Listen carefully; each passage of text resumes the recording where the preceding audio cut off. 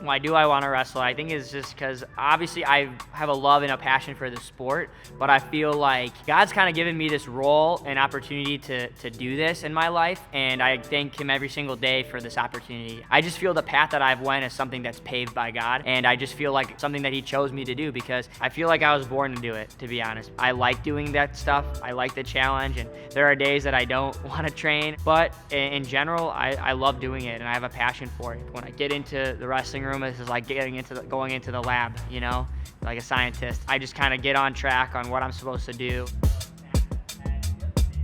I think things I've learned from my dad that surpass the sport, I think just like the character of a person that I am. You know, I think being a person that is respectable and someone that, I don't want to say just like a good person, but he's personable. He's able to be humble in his wins and losses. We understand that wrestling is just a sport at the end of the day.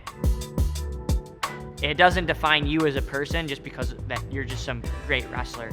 I think it's really important to understand that the adversities we have to overcome on the mat help overcome adversities in life.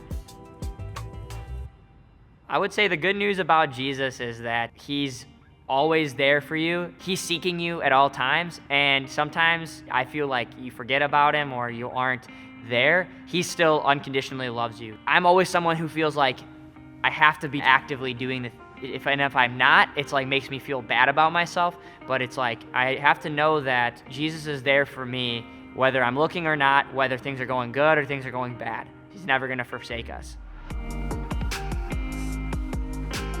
Trying to learn from Jesus' life where He sacrificed Himself and His life to erase our sin, and having that humility, I think that maybe is one of the things that I look at the most. It's something that the way that He did it was not something where He brought a lot of attention to Himself, but ended up reaching everybody. And it's crazy how He was almost able to inspire people and get into people's hearts that way without having some great magnificent show.